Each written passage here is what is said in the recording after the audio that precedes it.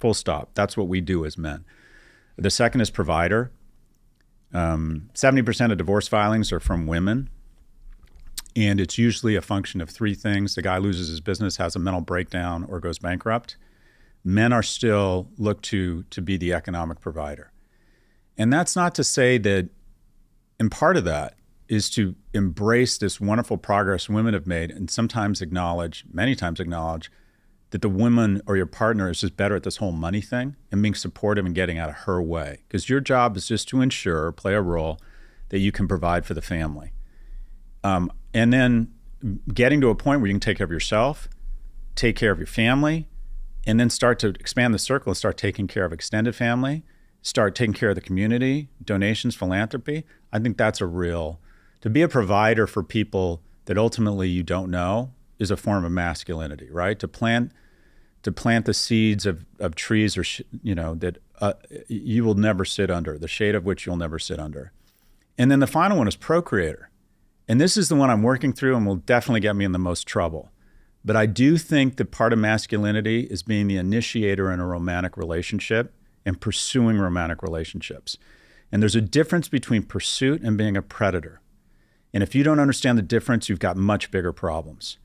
And because of some well-publicized and heinous, abhorrent acts where men abuse their power, now we conflate any sort of initiative or aggression around establishing a romantic relationship as predatory. And I don't think that's true. I think men's role in being more aggressive around romantic relationships, and even aggressive is a tough word, being the initiator, I think that is part of masculinity. I think that's part of success. One of the things, I hope my boys, I think I told you this last time I was here, when I used to go down, I don't do it anymore because it just got too much, but I used to force my kids whenever we went out to talk to a stranger. And we'd sit outside our house with my 13-year-old, very upset because he hadn't talked to a stranger. I wasn't going to let him back in the house. I'm like, just go pet the dog, just say hi, anything. But that ability to initiate contact, professionally, personally, whatever it is, I think it's fundamental to success.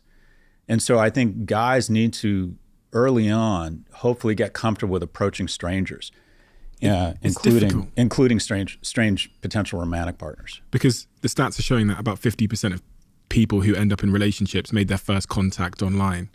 And it's funny, I had a podcast that we did about dating. I won't go into too much context. I don't want to reveal the guest, but a lot of the comments on that podcast were from young men that were really, I think, pissed off with me, to be honest, for not speaking to the person who had created the dating app and telling them, highlighting the plight of men in the dating industry. As you've said, with the amount of swipes a man needs to do to find a mate, I need to give a message to those men. I understand it. And let's move to solutions. So the first is, if you're in the top 10% of quote unquote attractiveness on a risk-adjusted level around economic success, care, women are attracted to men for three reasons. The first is their ability to provide. The second is how smart they are. And the third is how kind they are. Personality.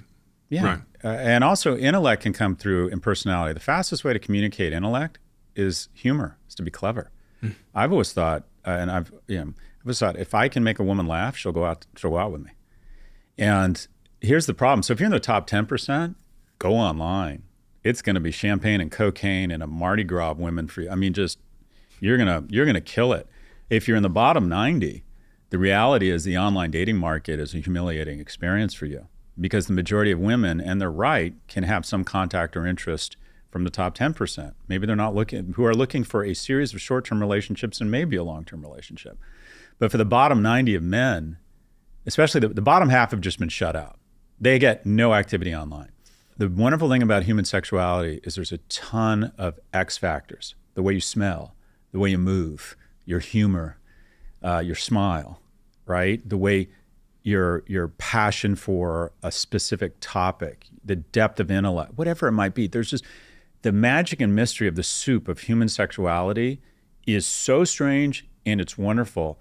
But there's one ingredient in that soup that comes through online. For men, it's money, and for women, it's looks. That's it. And so it's great if you are in the top decile for those things, for either sex. But if you're with us in the bottom 90, It's about the magic and mystery of sexuality that can be expressed in person. And what you find, especially with relationships that begin at work, one will say, I wasn't interested in him, and then I saw him present in a meeting, or I saw how smart he is, or I saw what an interesting person she is and how funny she is. These things are really hard to get across online. And so we need to put more money in the pockets of young people. We need more third spaces and opportunities for them to meet each other. The number of high school kids that see their friends every day has been cut in half. We're no longer talking to our neighbors. We're no longer going to work. So where are people supposed to meet and find out that, yeah, maybe he's not rich, maybe she's not hot, but I'm into this person.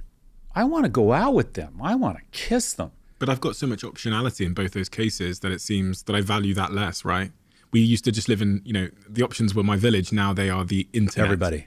But when we gave access to everybody, everybody's now under the, typically you're right. We were sequestered. You went to temple or church and there were kind of 8 single people, 4 men and 4 women, and they sort of paired off based on, call it a multiple of reasons there, they figured out their weight class.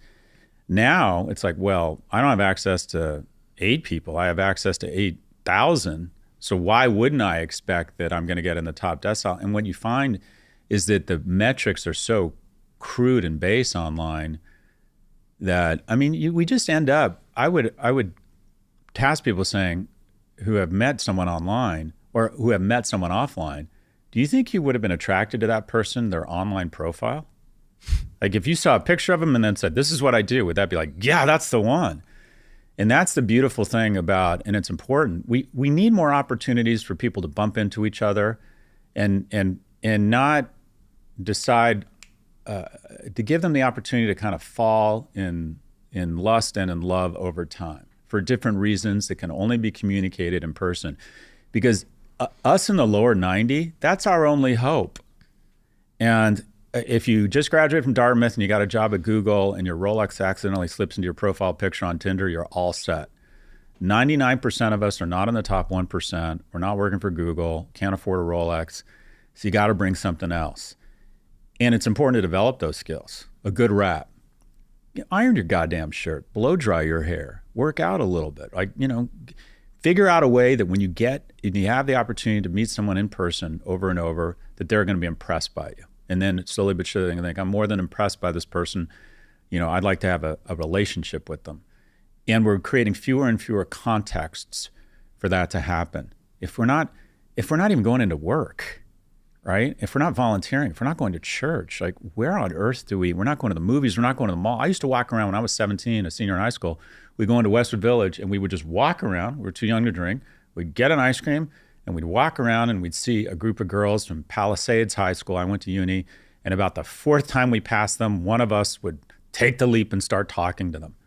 Like, where does that happen now for young people, right? So I think it's economic policies and creating more third spaces. I would like national service. I know a lot of friends from Israel who met their spouses, their business partners, their mentors in military service.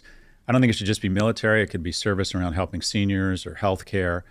But we need to give them more money and more opportunities to bump into each other and fall in love with each other and be attracted to each other for the reasons that are unique. Smell. Can't smell someone online. And not only that, you don't even know what smells you're going to be attracted to. You don't even know. And so unless you bump off a bunch of people in person, we're just not going to have nearly as many connections and not nearly as many relationships. But I think there are pretty straightforward solutions here. Don't you think work is the most obvious opportunity? I think when we think about social settings where we